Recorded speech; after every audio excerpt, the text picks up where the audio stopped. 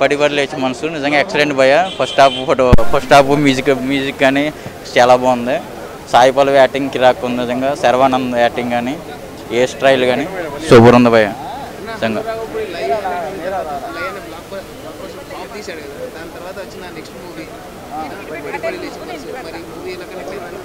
ఈ సూపర్ ఉంది భయ. మళ్ళీ కృష్ణగాడి వీర బ్రహ్మగా అది ఎలాగో అదొక టైప్ ఆఫ్ లవ్ స్టోరీ, ఇదొక టైప్ ఆఫ్ లవ్ స్టోరీ. కానీ ఈ టైప్ ఆఫ్ లవ్ స్టోరీ చాలా బాగుంది బ్రో. ఎక్సలెంట్. తెలంగాణ మా నార్మల్ సాంగే కానీ excellent. Sai Pallavi acting excellent నిజంగా. వేరే హీరోయిన్ ఊహించుకోలేము ఈ మూవీకి. సాయి పల్లవి ప్లస్ పాయింట్ ఈ మూవీకి. Songs excellent. మ్యూజిక్ ఆల్రెడీ చెప్పక్కర్లేదు. Excellent music. డైరెక్షన్ చాలా బాగుంది బ్రో. ఫోటోగ్రఫీ చాలా బాగుంది. శర్వానంద్ గారి యాక్టింగ్ కానీ ఆయన పర్ఫార్మెన్స్ కానీ ఎక్సలెంట్ మూవీ. ఎక్సలెంట్ నిజంగా. యా పడి పడి లేచే మనసు. విజువల్గా బాగుంది సినిమా. డెఫినెట్లీ సాయి పల్లవి కోసం చూడొచ్చు.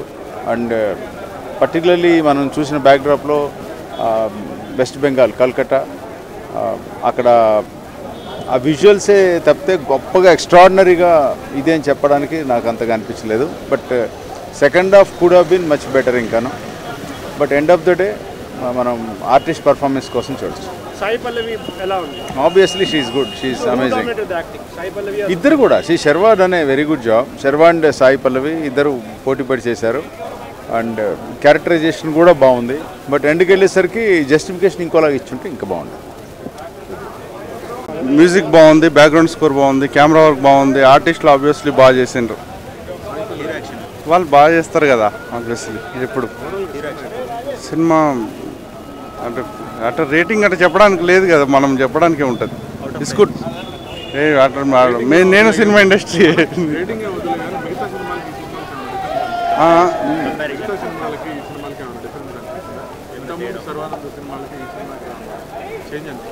ఆయన యాక్టింగ్ మెచ్యూరిటీ అది ఉంది. బట్ ఫిలిం ఈజ్ అంటే పాత కథనే తిప్పి చెప్పారు కాబట్టి యావరేజ్ అనిపించింది. తిప్పి చెప్పిండ్రు అదే. సునీల్ ఏం కనెక్ట్ కాలేదు. వెనిల్ కిషోర్ ఈజ్ గుడ్. సునీల్ ఆ క్యారెక్టర్కి సూట్ అవ్వలేదు. అంటే కొంచెం అంత లావ్ అయిపోయి అదైపోయి. ఆమె బాగా చేస్తుంది కదా Sai Pallavi. Is good. Okay thank you. చెప్పండి.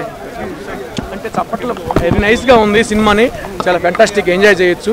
ప్రతి ఒక్కరు కూడా మనం థియేటర్లో కూర్చుంటే పడి లేసి అలా ఫీలింగ్ ఉంటుంది. మధ్యలో కనెక్ట్ అవుతుంటాము. ఆ డైరెక్టర్ గారు తీసుకున్న మలుపులని కూడా చాలా మనసుని ఆనందకరమైన మనసుకు సంబంధించింది కాబట్టి అది డైరెక్టర్ గారు లవ్ కనెక్ట్ చేశారు. అంటే లైఫ్లో మనం మనసు ఏ విధంగా కనెక్ట్ అవుతుంటుంది, ఆ మనసుకు ఉన్నటువంటి సందేహాలు మనం ప్రేక్షకుడికి చాలా ఆనందింపజేస్తాయి. అంటే ప్రేక్షకుడు కూడా ఏంటంటే కొన్ని మన నిత్య జీవితంలో కొన్ని మనసుకు సంబంధించిన అంటే ఇనుము ఇరిగినేమి ముమ్మారు ఎమ్మారు మన పెద్దలు సాట వేసి ఉంటారు కదా, దానికి కొద్ది కనెక్ట్ అవుతుంటుంది. అంటే ఇనుము ఇరిగిన అంటే మనసు కూడా కొన్నిటి బాధలు పడుతుంటుంది. మన జీవితంలో చాలా బాధపడుతుంటాం.